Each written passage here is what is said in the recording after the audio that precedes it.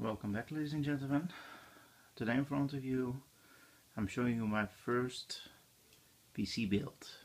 Well, actually a partial PC build. A small while ago I made a video about a nice small factor Dell Optiplex 755 that I picked up. I was very surprised by the power of the machine, especially after that I upgraded to quad-core processor and maxed out the RAM at 8 GB. It performed flawlessly, it still performed flawlessly, but I wanted to put a full-fledged video card in it. And with a small factor PC, especially the one that is very cramped inside, and with a limited power supply, it's going to be a very hard thing to do.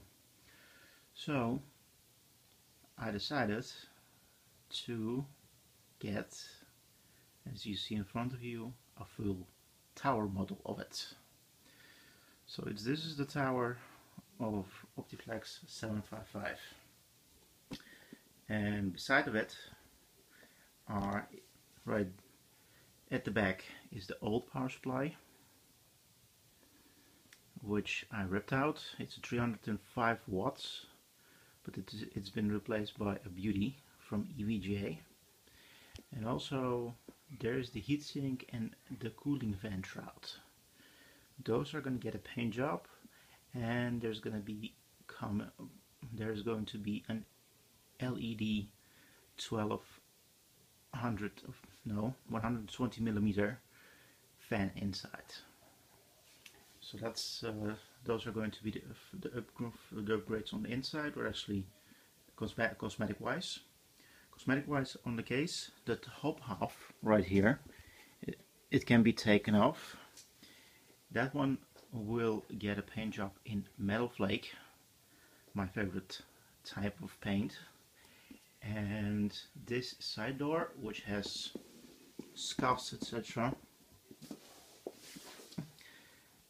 this side door will have a matte black paint job. After, it will get huge holes bored, one up here and one up there, which will get dust filters on it. It's a custom with a small c.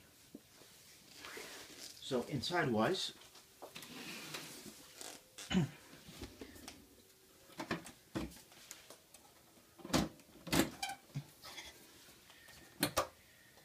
so what do we have here? Inside wise we have all braided cables. It's braided in blue.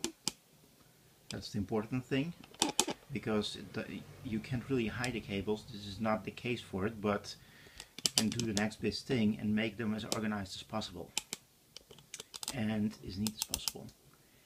And then you have the 550 watts fully modular EVGA 550 GS power supply, 80 gold.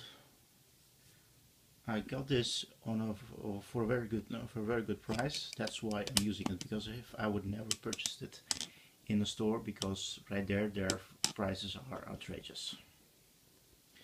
The CPU is going to be nearly the best Core 2 quad they ever released, the Q9500. No, the Q9550, which has 12 megabytes of L2 cache. And as for the video card, there's going to be a GTX 750. In the next video I'm going to show you the end results when it's fully built. Thank you for watching. Until the next time.